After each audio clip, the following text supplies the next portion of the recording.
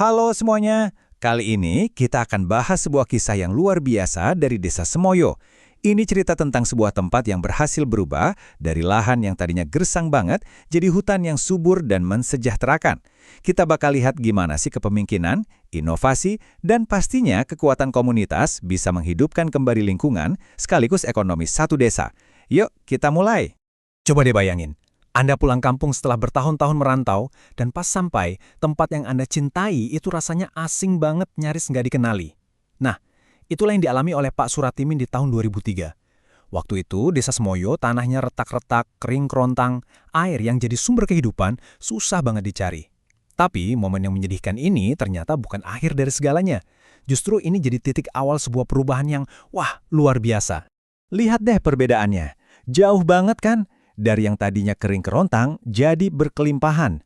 Dari putus asa jadi penuh harapan.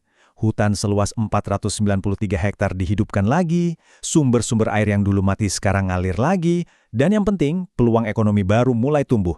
Ini bukan cuma perubahan biasa, ini kayak kelahiran kembali sebuah desa. Nah, pertanyaannya, gimana caranya mereka bisa melakukan ini semua?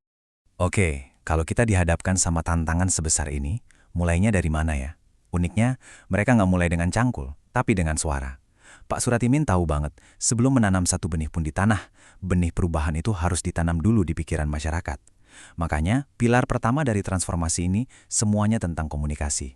Jadi, di tahun 2008, dengan bantuan beberapa lembaga NGO, sebuah ide cemerlang muncul, Radeka FM. Coba pikir, di desa yang nggak semua orang punya TV atau internet, radio itu jadi semacam pusat informasi.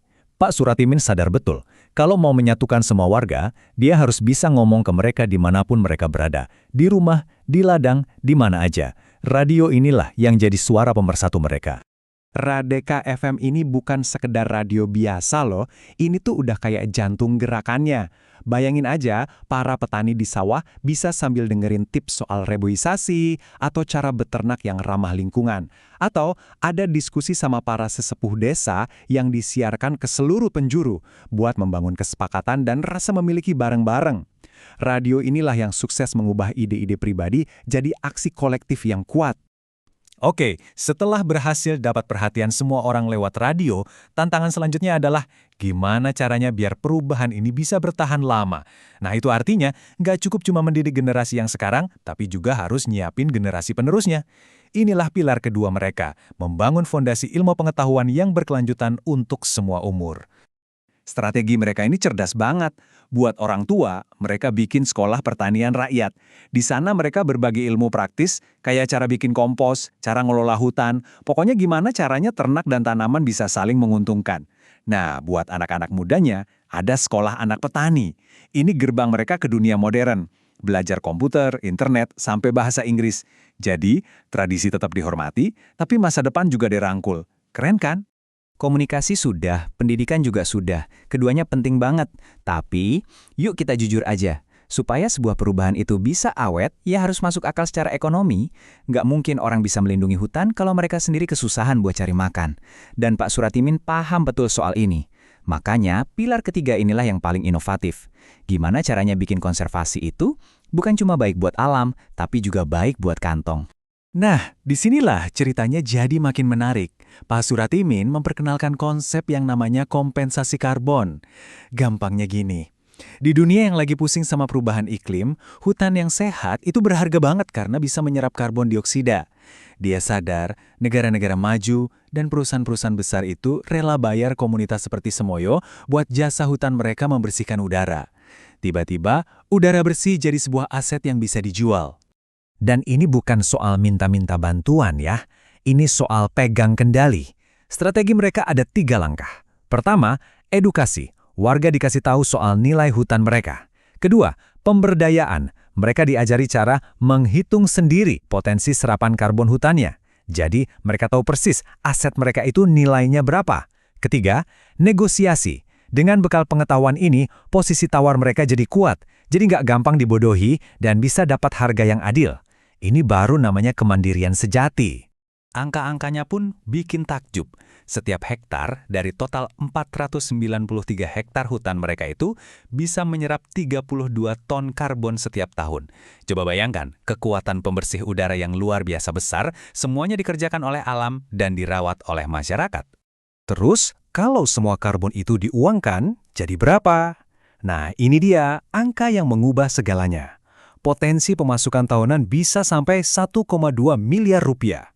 Angka ini langsung membalikkan semua logika ekonomi. Ternyata, pohon yang dibiarkan hidup dan bekerja membersihkan udara nilainya jauh lebih tinggi daripada pohon yang ditebang. Ini jadi insentif paling kuat buat menjaga hutan. Tapi nggak berhenti di situ. Mereka juga membereskan masalah klasik di pedesaan, jeratan rentenir. Solusinya, mereka bikin bank sendiri, namanya Forest Bank Indonesia. Unik banget, di sini jaminannya bukan surat tanah atau BPKB, tapi pohon yang masih tumbuh di lahan kita. Bunganya rendah, dan modelnya justru mendorong pelestarian. Hutan pun berubah jadi semacam jaring pengaman finansial yang membebaskan warga dari utang. Jadi, kita sudah lihat pilar-pilarnya, komunikasi, pendidikan, dan inovasi ekonomi. Sekarang, mari kita lihat hasilnya. Apa yang terjadi kalau semua kepingan puzzle ini disatukan? Jawabannya, kita melihat sebuah desa yang seolah terlahir kembali. Ingat kan tanah kering di awal cerita tadi? Sekarang, lahan itu sudah digantikan oleh 493 hektar hutan yang rimbun dan subur. Hutan ini bukan cuma pemandangan indah loh. Hutan ini menyediakan sumber daya, mengembalikan mata air, dan jadi penopang kehidupan seluruh komunitas. Ini bukti nyata dari visi dan kerja keras mereka. Nah, inilah hasilnya. Sumber air yang tadinya kering, sekarang ngalir lagi. Ekosistemnya pulih. Tapi yang paling penting, warganya sejahtera. Pendapatan mereka naik, dari ternak, hasil kebun, bahkan bikin mebel. Mereka nggak lagi cuma sekedar bertahan hidup, tapi sekarang jadi komunitas yang mandiri, berdaya, dan memegang kendali penuh atas masa depan mereka sendiri. Kisah Desa Semoyo ini lebih dari sekedar cerita yang menginspirasi. Ini adalah sebuah cetak biru. Ini bukti kalau kerusakan lingkungan itu bukan takdir.